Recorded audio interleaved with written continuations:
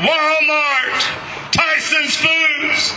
They'll tell you everything but the truth about the Employee Free Choice Act. But my brothers and sisters, I read somewhere a long time ago, the truth shall set you free. And the truth tonight and today in Little Rock, Arkansas, is that the Employee Free Choice Act will do three simple things. It will allow workers to form a union the same way we volunteer our lives and our service to our country. You want to go to Iraq to serve your country? You want to go to Afghanistan to serve your country? Sign your name on the dotted line. The boss wants to join the Chamber of Commerce. All he has to do is sign his name on the dotted line. That's right. If it's good enough to risk your life in service to your country, if it's good enough for the boss to join whatever organization he wants to, it ought to be good enough for every American worker to join a union simply by signing her name or his name on the dotted line. They'll tell you everything but the truth, Benny Waxman, about the Employee Free Choice Act. But the truth is, federal labor law is the only federal law in America where there is no penalty for its violation.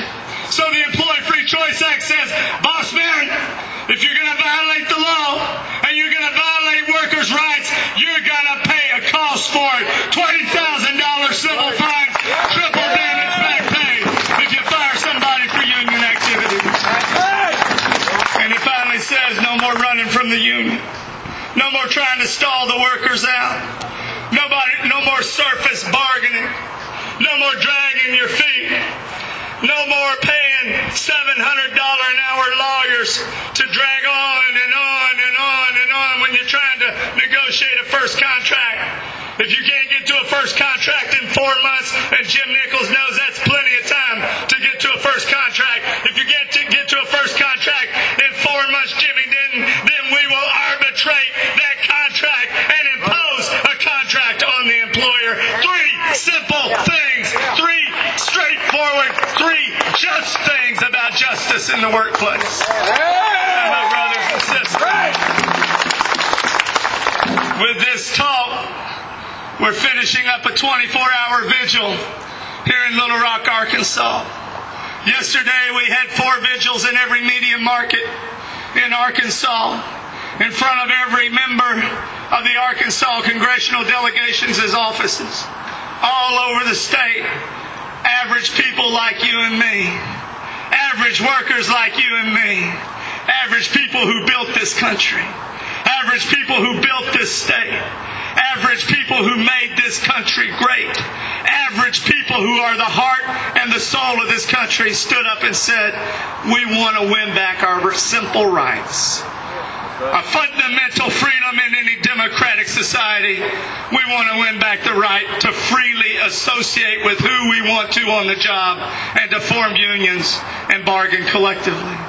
Because now more and more people understand in America. We've been led on a 30-year hoax. We've been told that if you take all the wealth and put it at the top, that somehow, some way or another, it's going to trickle down to us in the middle and the bottom. Let me tell you, my brothers and sisters, if you put the wealth at the top, you know what happens to it? It just stays at the top. For 30 years of failed trickle-down economics, 30 years of stagnant wages, 30 years of declining wages, 30 years of productivity going up and up and up, and wages falling